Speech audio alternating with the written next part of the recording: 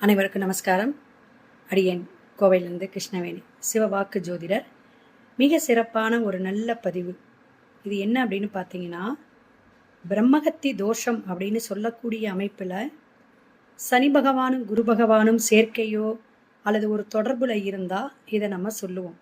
இதுக்கு பேர் கிரக சேர்க்கைன்னு அர்த்தம். இந்த கிரக இணைவு குரு அப்படிங்கிறது காலசக்கரத்துக்கு 9க்கும் 12ம் பாவமான தனுஷு மீனத்துக்கான அதிபதி. அப்போ 9ஆம் பாவகம் அப்படிங்கிறது தர்மஸ்தானம். சனி பகவான் 10க்கும் 11க்கும் உடையவர். அதாவது ஜீவனக்காரகனான தொழிலுக்கும் வருமானத்துக்கும் உரிய லாபத்தை கொடுக்கக்கூடிய 11ஆம் பாவகத்துக்கும் சனி பகவான் தொடர்பு. அப்போ இந்த 2 தொடர்பு இணைவு அப்படிங்கும் பொழுது குரு சனி சேர்க்கைக்கு தர்ம கர்மாதிபதி யோகம்னு நம்ம ஜோதிட ஜாதக நூலில் நம்ம சொல்கிறோம். இது நமக்கு யோகமா? கோடீஸ்வர யோகம் உண்டு.